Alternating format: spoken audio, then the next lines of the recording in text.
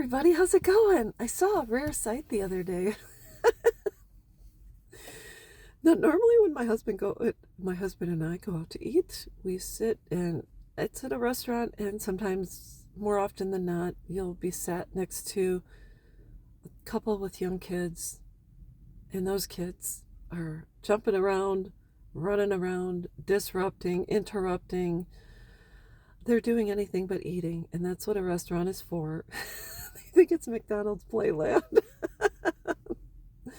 You go into a thrift store, there's kids running all over the place playing in the aisle with the toys while their parents are off shopping. I mean, it, that's just commonplace, and I can't.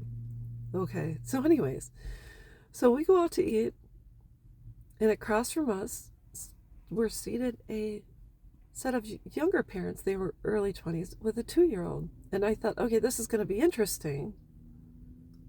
And lo and behold, their little boy ate, and was just so pleasant. He was wonderful. He didn't have a tablet, a phone, or anything. I don't think they gave him Sudafed. I think he was just wonderful. I was really, really, really pleasantly surprised. It was one of the most pleasant experiences I've had in a long time. And after we ate, I stood up and I said, "Thank you so much. Your little boy is a pleasure." They said, "Well, yeah, he's really good." I said, "I'm impressed." And we exchanged niceties, and then we went home.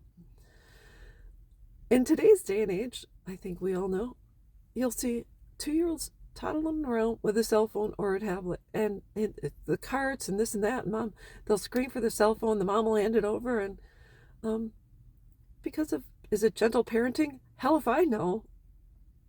But instead of people parenting, it's like a babysitter. Can you imagine that?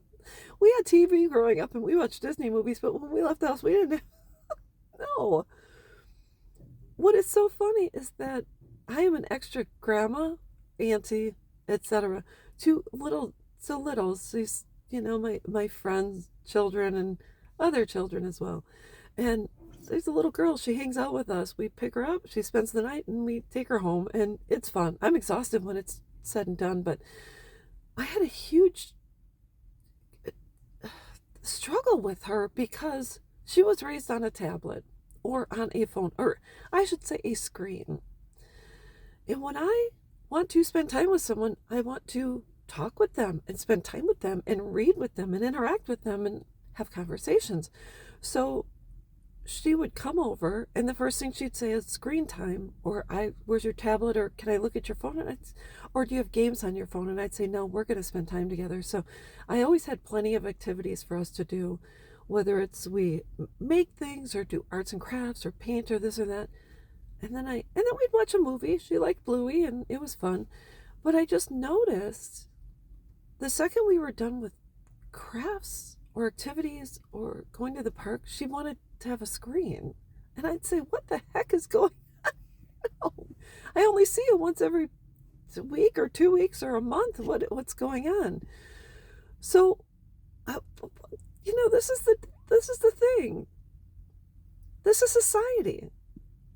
Can you imagine in 10 or 20 years, as we get older, how we're going to have to, how are we going to deal with this situation with kids who are disconnected, with kids who cannot make eye contact? I see these young teenagers working at Walmart or Pick and Save or Metro Market or whatever.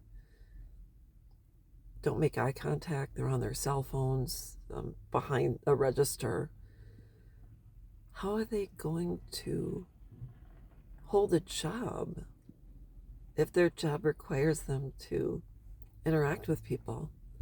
How are you going to get young people to join the military when I don't believe you can bring your cell phones with you when you join and you go to boot camp? It's really, really, really sad. And I just want to say, I don't know.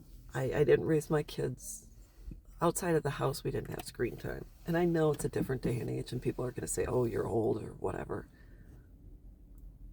But are we kidding us? Are we kidding us all right now? I don't know what to say. But anyways, I don't know. I'm verklempt. I'm at a loss. What is the solution? Is to tell parents to take those screens from those kids. Let them scream it out. I remember my youngest daughter had a Nookie, a little a plug Nookie, etc.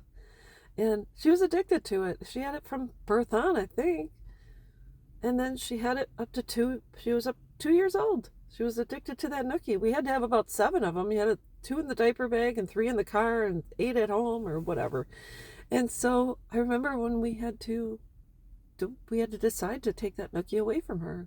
And a lot of parents said, well, you tell them we're going to give it to the bunnies and this and that. And so took it away. And it was a struggle. I think for a week. Bedtime was hell. Nap time was hell. She was screaming and crying, and we didn't give up. I mean, fortunately, back then, we both stood strong.